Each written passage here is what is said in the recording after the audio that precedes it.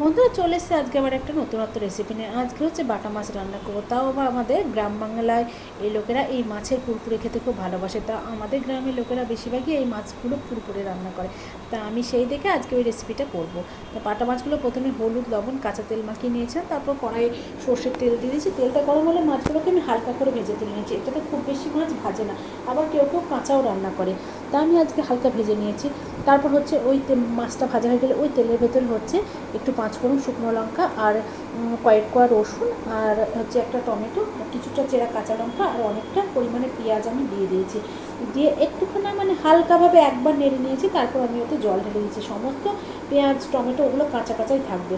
তারপর জলটা ঢালার পর আমি যেই ঝোলটা ফুটে উঠেছে তখন আমি ওর ভেতরে হচ্ছে স্বাদ মতো লবণ আর একটু হলুদ দিয়ে দিয়েছি আর কিছুটা পরিমাণ কাঁচা তেল দিয়ে দিয়েছি। দিয়ে তারপর হচ্ছে মাছগুলোকে দিয়ে বেশ খানিকক্ষণ না মানে ফুটতে দিয়েছি, যতক্ষণ অবধি না ঝোলটা মানে জলটা না শুকিয়ে গেছে। জলটা শুকিয়ে নেওয়ার পর দেখো মাছের ভেতরটা কী সুন্দর হয়ে গেছে, মাছগুলো সমস্ত সেদ্ধ হয়ে আমি ঘেটে দিয়েছি। তারপর নামানোর আগে একটু সামান্য হচ্ছে আমার ভাজা মশলার গুঁড়ো দিয়ে নামিয়ে নিয়েছি। গরম ভাতের সাথে চলো এবার খেয়ে দেখি যে এর স্বাদ কীরকম হয়েছে। তারপর একটুখানি ভাত মাখিয়ে মুখে দিতে খেতে বন্ধুরা কি বলবো, দারুণ হয়েছে এই মাছের পুরোপুরিটা। ভালো লাগলে পরে অবশ্য করে তোমরা ট্রাই করে দেখো।